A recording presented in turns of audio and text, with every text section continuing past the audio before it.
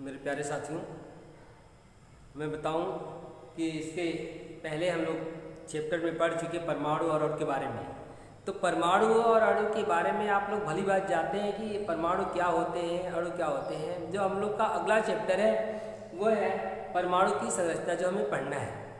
तो परमाणु की संरचना के बारे में हम लोग जिक्र तो करेंगे, लेकिन पहले हम लोग परमाणु और अणु के बारे में जिक्र किया था। उसमें बताया गया था कि परमाणु के बारे में जो जॉन डाल्टन ने है वो बताया था सबसे पहले कि परमाणु किस प्रकार का है। बाद में थॉमसन भी आए तो परमाणु की बात चर्चा हुई कि परमाणु क्या है। एक प्रकार का एक गोला आकृति होती है। कैसी होती है? गोल, लगभग गोल आकृति होती है। भाई इतनी बड़ी तो है नहीं, वो बिंदु टाइप की होती है, बहुत छोटी सी होती है, जिसकी जो लगभग उसका जो डायमीटर होता है, उसकी जो कोटि होती है 10⁻⁸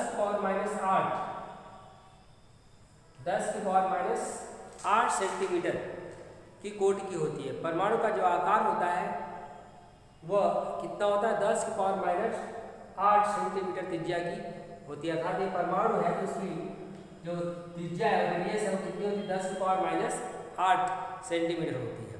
तो इसकी कोटि की उसकी त्रिज्या होती है, गोल आकार का जो परमाणु होता है।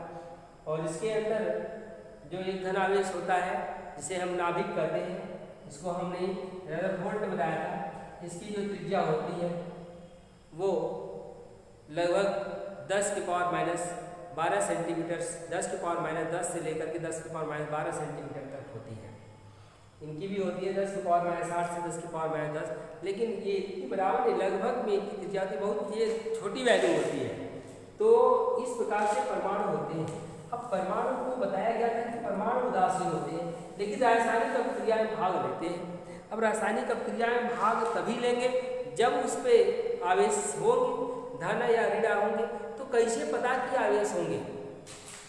किसी परमाणु को हम कैसे समझें कि इस पर आवेश है और किस प्रकार के आवेश है?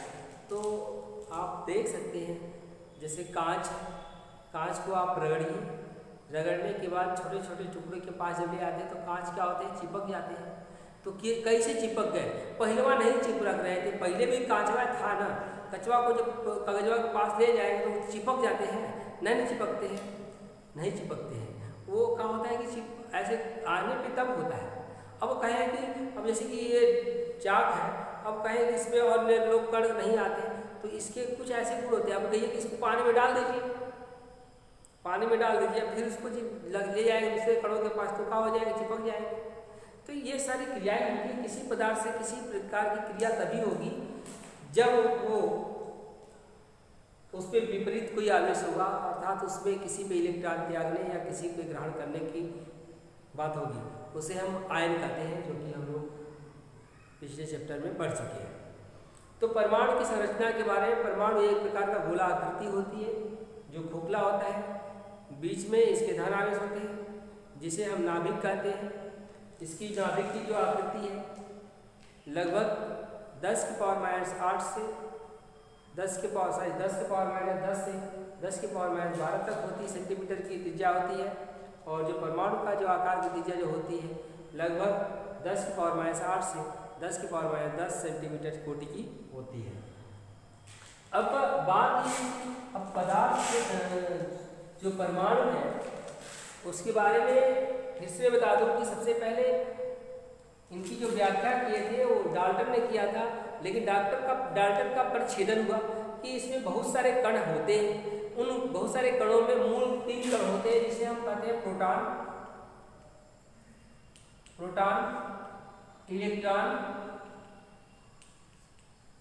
और न्यूट्रॉन। ये विभिन्न ऐसे 3 बहुत सारे होते हैं।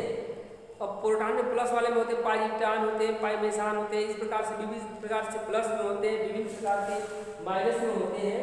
तो इस प्रकार से विभिन्न कण होते हैं, लेकिन उसमें जो मूल कण होते हैं वो 3 होते हैं।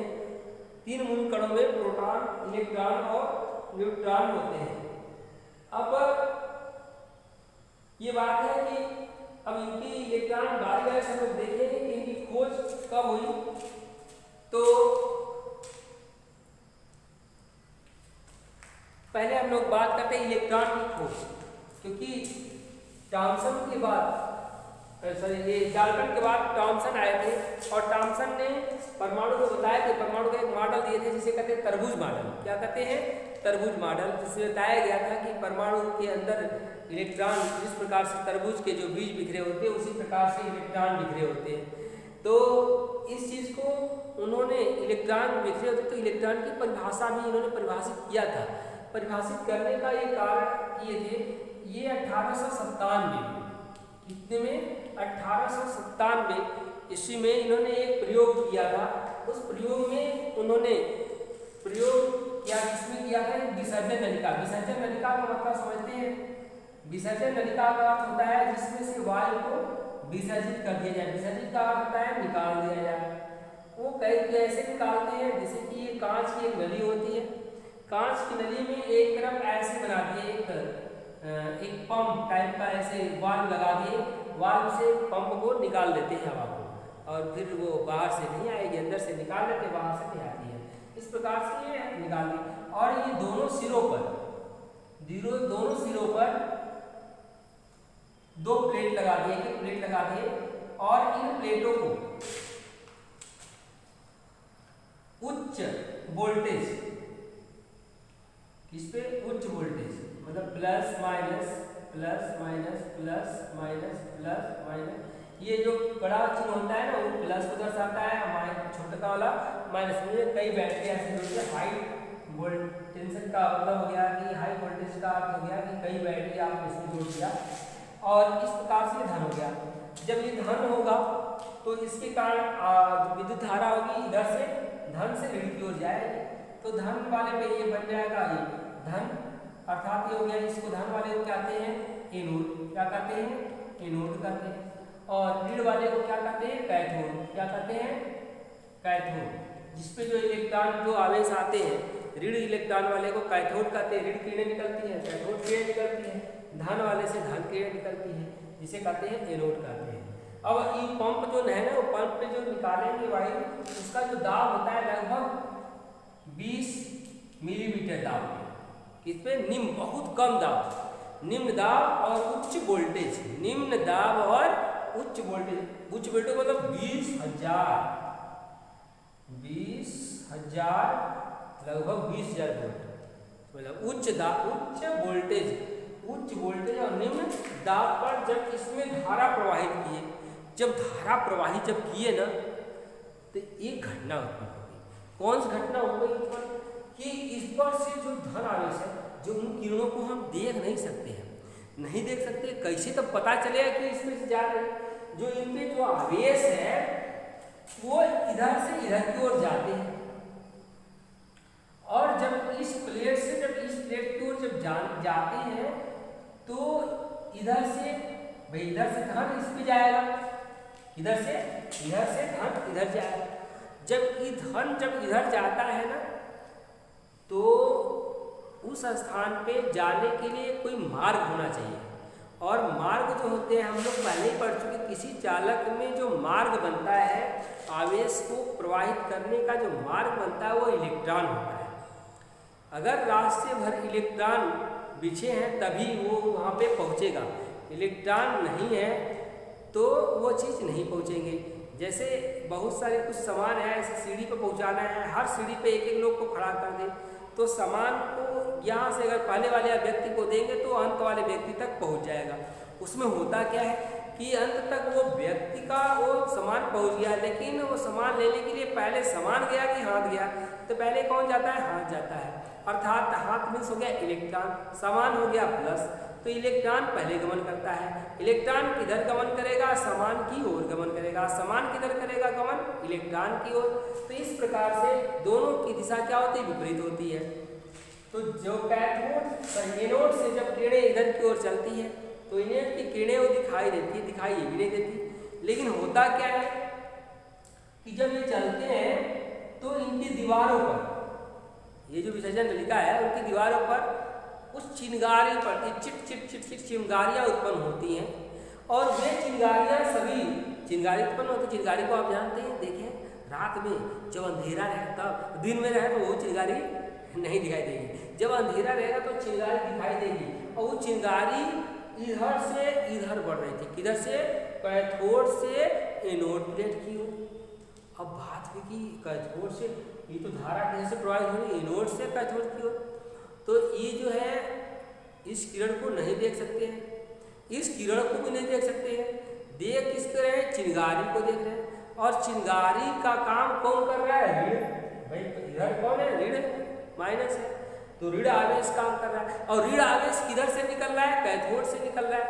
तो कैथोड से ये जो ऋण आवेश है, इसको बताया गया कि जितने आवेश है वो किस रूप में चलते हैं, ऐसे चलते हैं, गमन करते हैं, एनोड की छड़ की ओर चलते हैं, वो झुंड के रूप में चलते हैं। अब देखा गया कि जो ये इलेक्ट्रॉन कैथोड किरणें हैं, या कैथोड से जो निकल रहे थे कण, कैथोड से किरण निकल रहे थे, वो एनोड की ओर जा रहे हैं, एनोड की ओर। बात ये कि जब इधर कैथोड से जब चिंगारियां एनोड की ओर जब बढ़ रही थी, तो उसका नाम क्या दिया जाए, भाई नाम क्या दिया जाएगा। अब राजा का लड़का राजकुमार ही कहलाएगा, तो कैथोड से जो फायदा होगा तो कैथोड होगा। तो ये कैथोड में उसकी जो प्रकृति कैसी रहेगी, ऋण रहेगी। तो ये ऋण जो है कि इधर इस तरफ से इधर की ओर चलने लगेगी।